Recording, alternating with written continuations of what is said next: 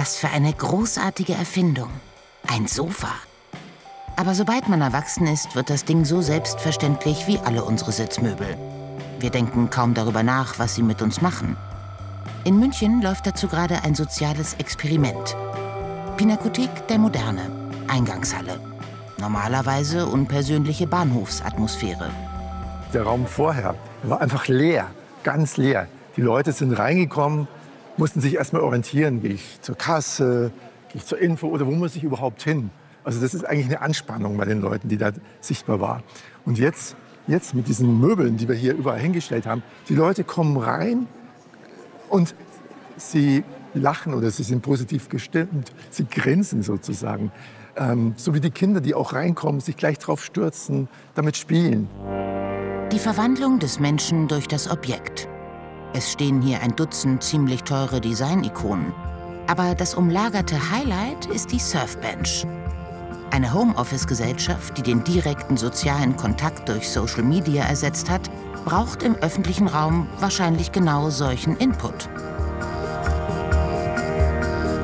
Der Mensch ist gar nicht mehr in der Lage, den Blickkontakt zu anderen Personen herzustellen und die soziale Interaktion zu suchen. Wenn die Bank dort steht und sich ein Mensch hinsetzt, vielleicht damit spielt, interessiert ist und sich eine zweite Person dazusetzt, dann kommt vielleicht der kurze Blickkontakt zustande, es kann ein Gespräch stattfinden oder nur eine kurze Interaktion. Und das ist schon super. Die Idee, dass wir via Sitzmöbeln kommunizieren, ist natürlich so neu nicht. De facto tut das die Menschheit, seit sie nicht nur ihre Götter, sondern auch ihre Herrscher auf Thronsesseln platzierte und von dort über die stehende Mehrheit regieren ließ. Und dann hat sich das langsam entwickelt, sehr hierarchisch. Natürlich, wenn man an die Zeit des Absolutismus denkt, in Frankreich, Ludwig XIV. Oder so, da gab es wirklich ein sehr genau vorgeschriebenes Zeremoniell. Nur der König saß ganz oben auf dem Thron. Der hatte auch dann die Armlehnen. Ja? Und dann wurde das abgestuft. Die nächste Höhen hatten dann keine Armlehnen. Dann ging es weiter, keine Rückenlinien sozusagen bis zum Hocker. Oder die Kammerzofe saß am Boden auf einem Kissen. So viel hat sich seitdem im politischen Zeremoniell nicht geändert. Machtanspruch wird bis heute über die Sitzposition ausgedrückt. Dass der türkische Staatschef der EU-Präsidentin bei einem Treffen vor 3 Jahren keinen standesgemäßen Platz anbot, machte als Sofagate Schlagzeilen. Olaf Scholz durfte vor 2 Jahren im Kreml zwar auf einem Stuhl sitzen, aber nur in gebührender Entfernung zum amtierenden Herrscher. Wahre Demokraten zeigen ihre Verbundenheit, indem sie sich hierarchiefrei auf eine Holzbank quetschen. Die wurde das ikonische Motiv des G7-Gipfels 2015.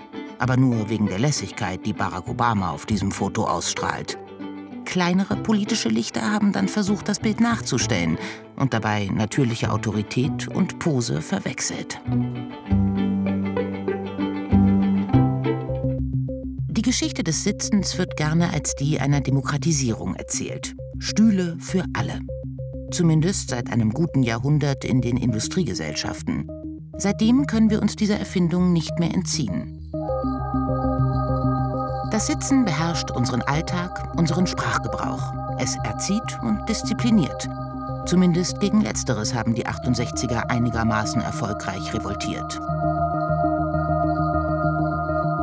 Also nicht umsonst ist in der Zeit eigentlich dieser Sitzsack entstanden, dieses nicht geformte oder ungeformte Element zum Hinsitzen, auf dem man nicht mit dem geraden Rücken sitzt, sondern auf dem man irgendwie halb am Boden liegt, sozusagen fläzt.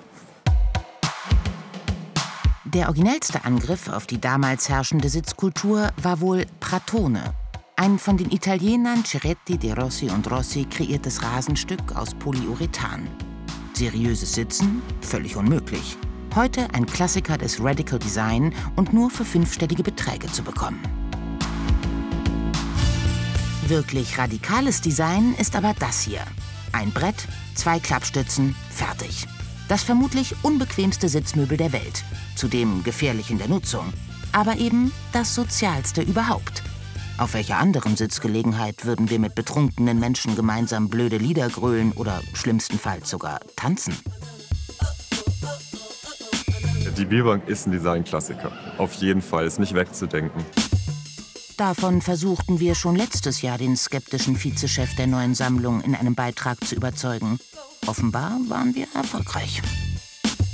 Nachdem wir hier von den öffentlichen Medien oder von einem bestimmten öffentlichen Medium so lange traktiert worden sind und uns dann auch so viele Gedanken darüber gemacht haben, haben wir gesagt, ja, schon, dann nehmen wir es auf in die Designsammlung, auch wenn es kein Designklassiker in unseren Augen ist.